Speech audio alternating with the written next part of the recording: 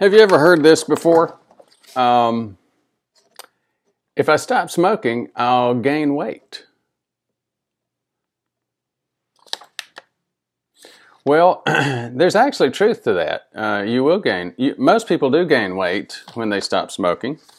My father did the same thing. He gained about 30 pounds when he stopped smoking. So one of the questions that comes up is that going to increase the risk for diabetes and therefore wipe out the gains in cardiovascular health that you get with stopping smoking? Well, believe it or not, that research was not done until recently. The results were equivocal. The New England Journal of August 16th of 2018, 623, page 623, they actually did the research. I'll put the information down under the video. Here's what they did. They went down to the old NHS study, Nurses Health Study, and the Nurses Health NHS 2, the Nurses Health Study 2, the follow-up, and the Health Professionals Study. I'll get to that in just a minute. But here's some basic summary. Here's what they found. The risk of type 2 diabetes was increased, especially up to, the peak was about 5 years after they stopped smoking. But here's what happened. They still had a huge decrease in their all-cause mortality. Say that 3 times. All-cause mortality. They had a huge decrease in all-cause mortality and a big decrease in cardiovascular death. So yes, you do gain weight. Yes, you do increase your probability of diabetes, but the decrease in smoking more than, in fact, doubles that impact. So you get a huge decrease in your cardiovascular and all-cause mortality death. There was some interesting, there was another interesting thing, though, that sort of went around the ill quitter effect. What is the ill quitter effect? I'll cover that in just a minute, but first a brief introduction. My name is Ford Brewer, F-O-R-D, Brewer, B-R-E-W-E-R. Started off as an ER doc, got very frustrated with the stuff that should be prevented, went to Hopkins to learn prevention, did well, ended up running the program there, and have been helping primary care docs understand the science of prevention for decades since. And this is the prevention channel. I'm helping anybody who has an interest learn the science of prevention. Sometimes it gets dull and boring. Sometimes it gets maybe not so simple. If you just wanted the bottom line, probably now's a good time to cut off. But if you want to get a little bit more detail in it and see some of the facts and hear about that ill quitter effect, stay tuned. So again, as I said, this was follow-up on the Nurses Health Study, the Nurses Health 2, and the Health Professionals follow-up. These are old studies. These are studies done back in 1980. The first NHS was done in 84. The Health Professional was done in 88, and the NHS 2 was done in 91.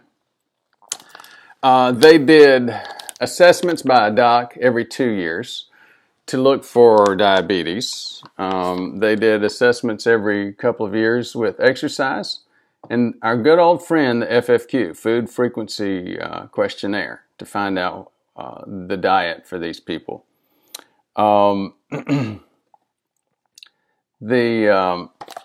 What else is interesting here? Oh, the ill quitter effect. Now, they said they tried to minimize the ill quitter effect. First of all, what is the ill quitter effect? Well, if you develop lung disease or cancer and you're a smoker, your probability of quitting smoking increases dramatically. And what's interesting is they mentioned this a couple of times. They said, well, we tried to decrease the ill quitter effect. we tried to, if somebody developed cancer or lung disease, we stopped recording for whether or not they went on to gain weight or diabetes or whether they died. Now, I'm going to skip over some of the data tables, but I do want to cover some interesting points about this. And you'll see some graphs in a few minutes which really raise the question about this ill-quitter effect. This is the hazard ratio for developing type 2 diabetes, the probability of developing type 2 diabetes. It peaked at year 5 after stopping smoking. Well, here's the weight gain.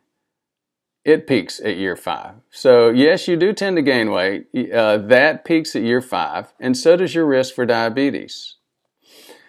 Remember the ill-quitter effect? So these are people that did not gain any weight after stopping smoking.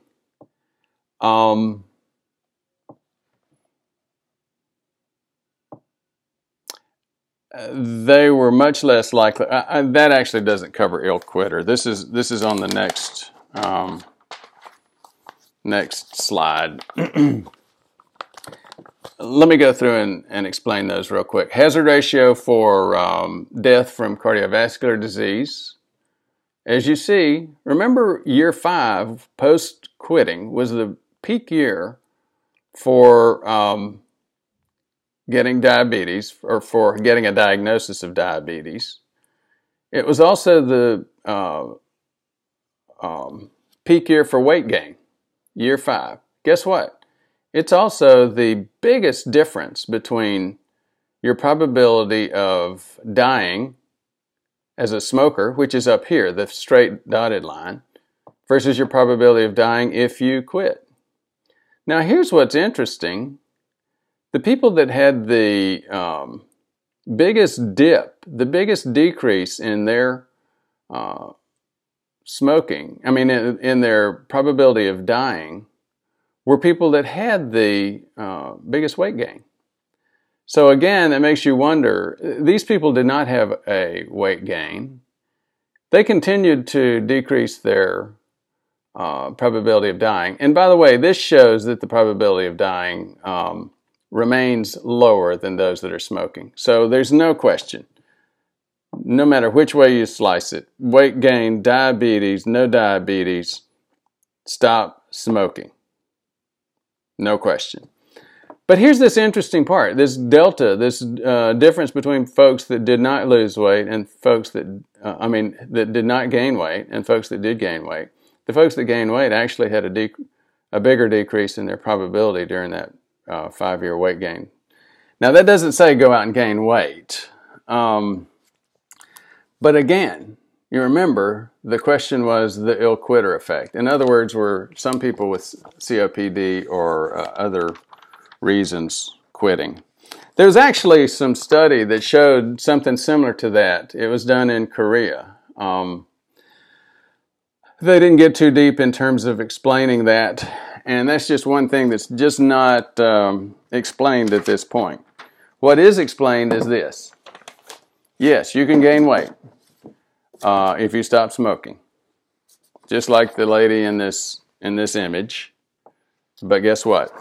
You're still going to live a lot longer.